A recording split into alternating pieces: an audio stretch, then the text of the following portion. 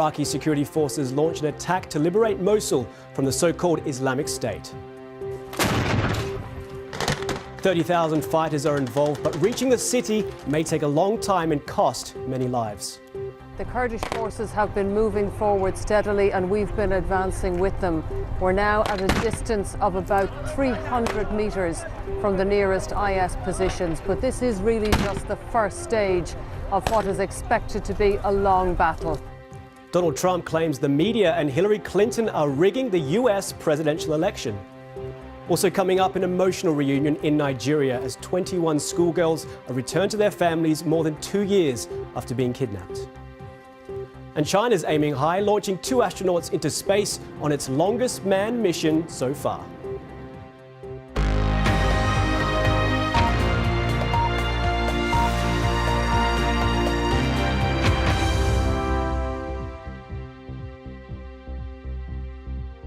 Hello and welcome to World News Today. I'm Tom Donkin. The offensive to drive Islamic State militants out of Mosul, their last major stronghold in Iraq, is continuing. 30,000 Iraqi troops and Kurdish fighters are taking part in the offensive on the northern city, the country's second biggest. Well, our correspondent Orla Guerin joined Kurdish fighters as they spearheaded their assault. Here's her report from the front line. At first light, the advance on so-called Islamic State. 0 hour had finally come, bringing an offensive that could decide the fate of the extremists and ultimately of Iraq itself. We joined Peshmerga fighters from the autonomous Kurdish region. Their name means those who face death, and they were ready to kill and die today. Well, the offensive is now well underway. The Kurdish forces have been moving forward steadily and we've been advancing with them. We're now at a distance of about 300 metres from the nearest IS positions, but this is really just the first stage of what is expected to be a long battle. It could take months to drive the IS fighters from the city of Mosul.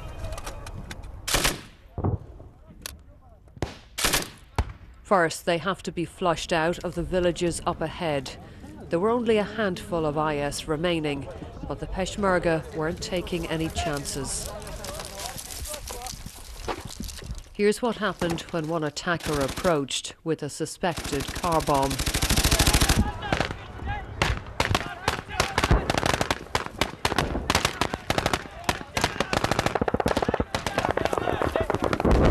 Before he could reach them, his vehicle exploded.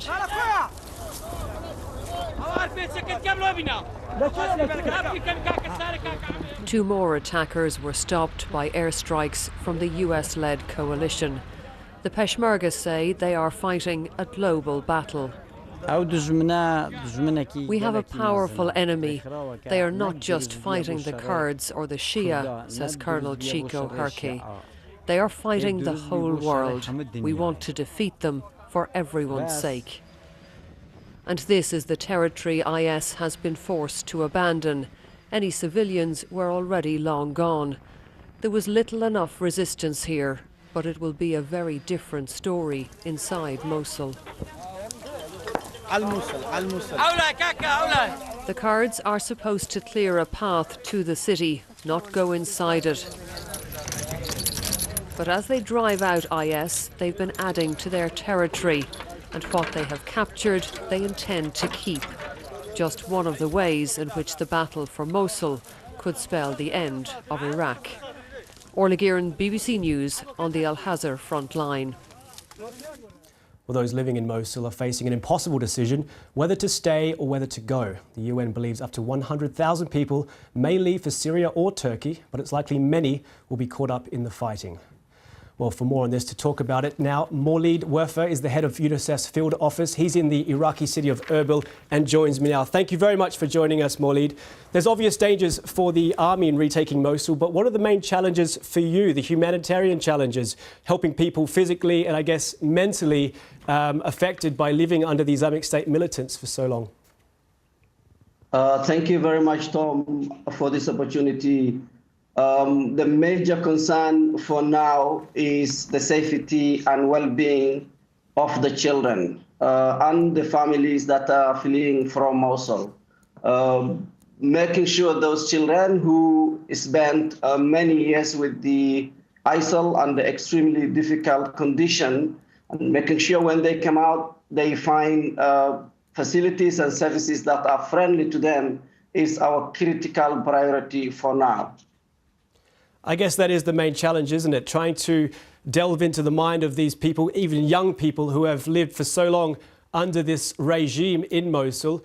You've had experience, I'm sure, in other conflicts, but have you ever experienced something quite like this? This is extremely difficult and very, very hard to equate with other emergencies. It's exceptionally challenging. Children and communities live under very difficult conditions. We know children have missed their schools under the ISIS. Many of them were not immunized. They are traumatized, have seen a lot of destructions, and it's a condition that none of us wish to be. Now, if there is a stalemate, we understand this conflict may go for quite a while. There is the distinct possibility that some of these innocent people will be used as human shields. Is that a real concern for you? Definitely anything that harms the children and the people is a real concern to us and to all aid agencies that are working under this condition. Maulid, I just want to ask you briefly, how hard is it to get the message into Mosul to these people in terms of letting them know what's going to happen after this city is indeed liberated, if it is? Those specific security details are not within the reach of the aid agencies, but the message that comes out of aid agencies and the humanitarian coordination structure is that of making sure agencies are prepared. Agencies are prepared, put resources in place, put teams in place, and focus more on preparedness and response planning when people are out of the danger and when they are brought into camps and transit and screening sites that the government and authorities are working on. So that is our priority, our line of responsibility on where we should be looking into. Maulid, thank you very much. That's Maulid Werfer speaking to us live from the Iraqi city of Erbil.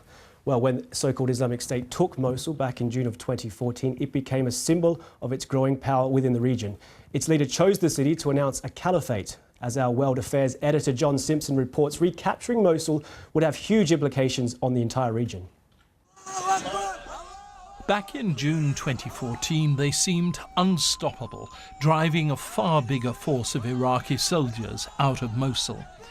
Abu Bakr al-Baghdadi, their leader, announced he was setting up a Muslim caliphate covering large parts of Iraq and Syria. But their extremism quickly alienated people, especially given the public brutality of the constant executions they carried out, often for trivial offences. These men were shot at the weekend. How serious is this for so-called Islamic State? Well, this was the area IS controlled at the start of last year. Now, 21 months later, it's in retreat almost everywhere. But because Mosul is Sunni-dominated, the operation will be extremely sensitive. Kurdish troops make up a sizable proportion of the attacking force. The Iraqi army has a Shia majority, and there's been a history of bitter hostility between them and the Sunnis in the region. The force is being backed by Western airstrikes against IS positions. There are around 30,000 Iraqi and Kurdish troops altogether, against between 3,500 and 5,000 IS fighters. But the defenders have had time to prepare. They've dug networks of tunnels. They'll have planted plenty of booby-trap bombs. They may have chemical weapons. Britain's involved in the Mosul campaign. As recently as yesterday, our Typhoons and unmanned aircraft were striking terrorist positions on the outskirts of Mosul, and our army has been helping to train the Iraqi and Peshmerga forces who will be doing the fighting. We're not putting combat troops on the ground into this operation. The real danger is that the attack on Mosul could result in a humanitarian disaster. 1 million inhabitants may need food and shelter and be used as human shields. If things go wrong, Mosul could turn into an Iraqi version of Aleppo, and Russia would then claim that its ferocious tactics there are entirely justified. John Simpson, BBC News.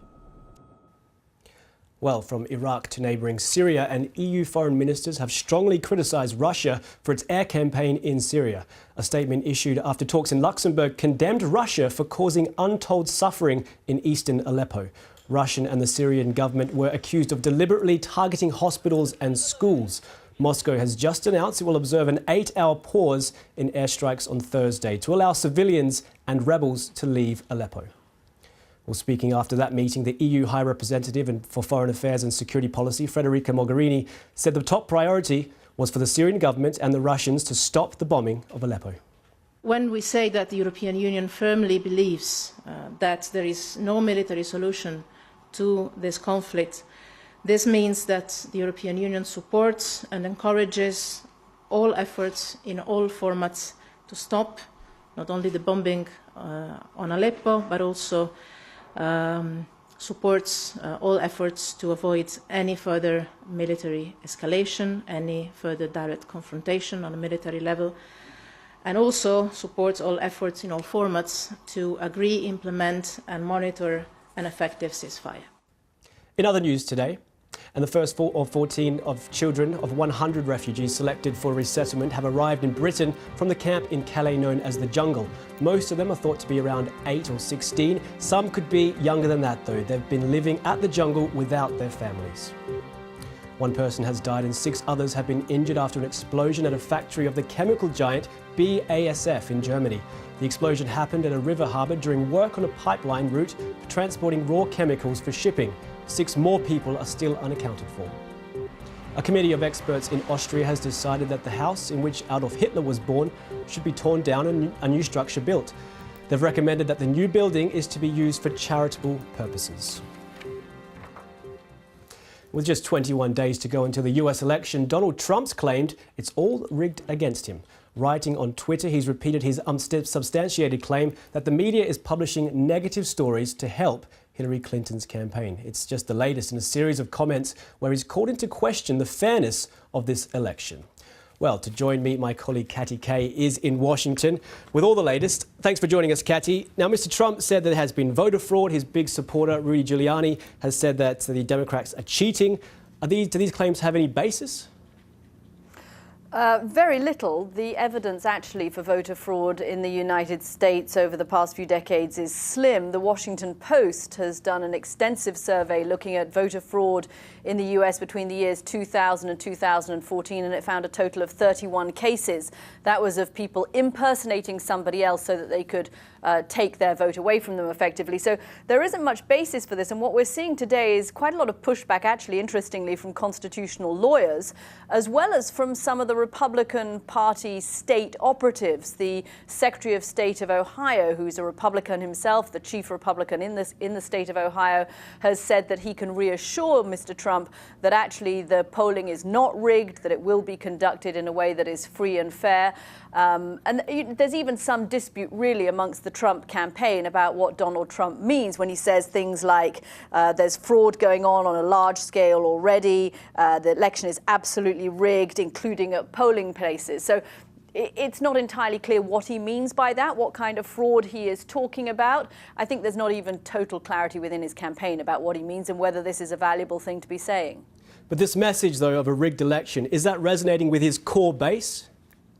Yeah, it does, very much so. When you speak to Trump supporters, they feel, and it has to be said that there have been sections of the conservative movement in the United States for a long time who have felt that the establishment is stacked against them, that somehow it's corrupt, that they cannot win elections fairly, the conservative movement, because they say that the media is biased against them. It's new to be saying that the election itself is rigged, but this kind of anti-establishment anger that somehow we're not getting a fair shake, I remember hearing that at Sarah Palin rallies back in 2008. So it's not entirely new. What is new is to have the candidate themselves saying, categorically the election is already being rigged and that voter fraud and polling fraud is already taking place. Kenny Kay, thank you very much for joining us live from Washington. Now, there have been emotional scenes in the Nigerian capital where 21 of the kidnapped Chibok schoolgirls have been reunited with their families. The girls were taken by the Islamist group Boko Haram more than 2 years ago. It is unclear how the release was negotiated, but an official says talks are underway to free even more girls. Martin Patience reports now from Abuja. Joy and disbelief. After 2.5 years, they're free at last. Uncontrollable emotions. Daughters reunited with their parents, the warmth of an embrace. It was a time for celebration, but also reflection. Praise the Lord. We're so excited. We never thought this day would come. These girls were among the 276 students abducted by the Islamist group Boko Haram. One of them describes the horrors they endured. I never thought I would see you again. There was a day when a bomb dropped by a jet exploded close to where I was. It is only by God's grace we survived. For 30 days we were without food, but yet we are here. The parents wanted their daughters to get an education, but it was a choice they thought had cost them their children. I said to her, "Are you really alive?" And she replied, "Yes, I am." We both burst into tears. What did she tell you about her time in captivity? They were told their parents were no longer alive, that they'd been killed. All they did was cry. They never imagined that they would see us again. And we ask that you... Officials say negotiations are continuing, but dozens of students reportedly don't want to come home after marrying fighters.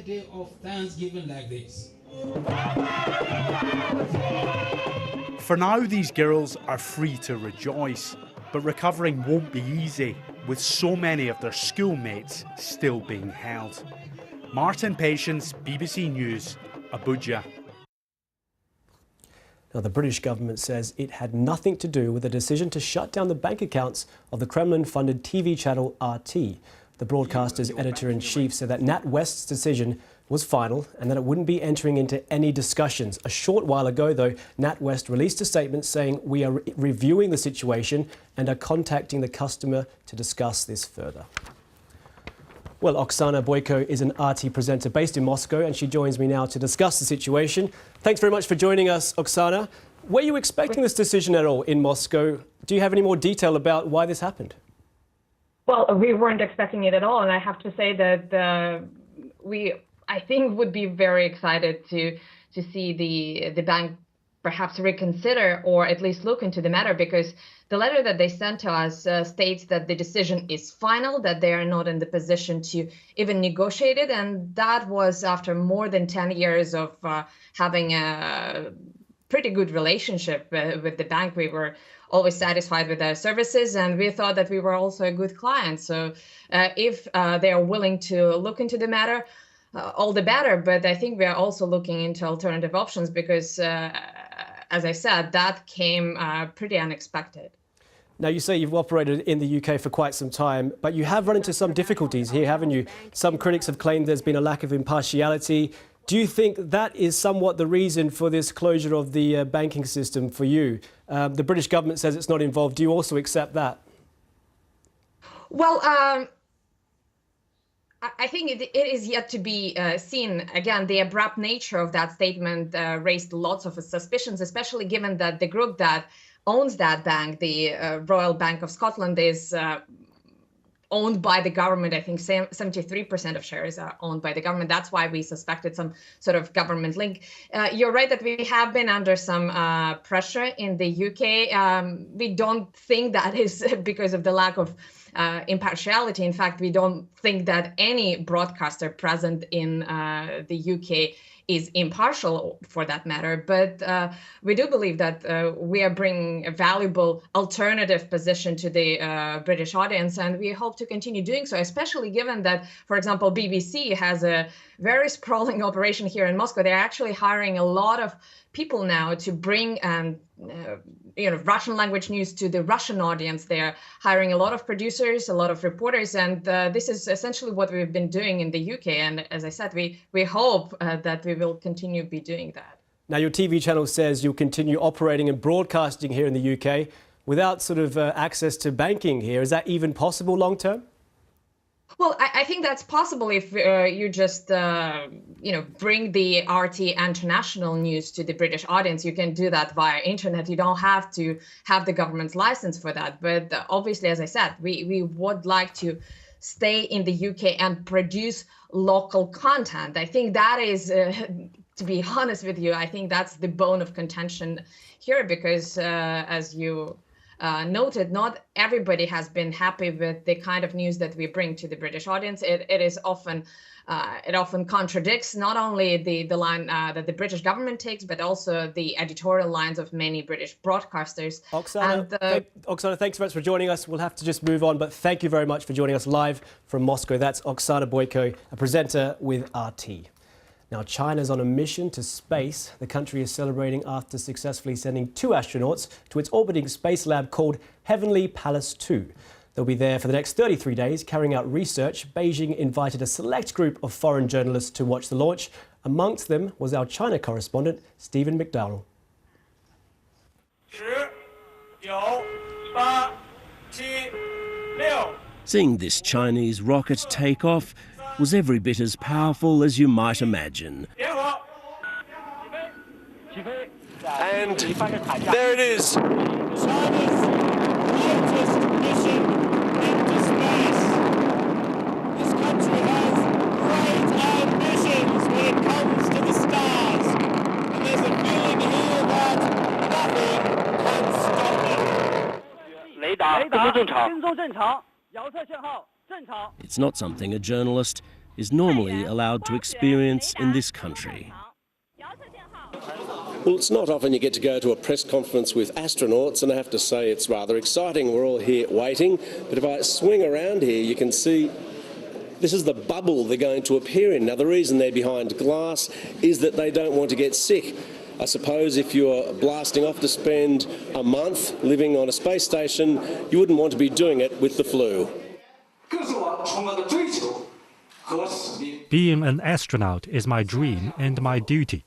Although the job is full of challenges and risks, I love and enjoy my work very much.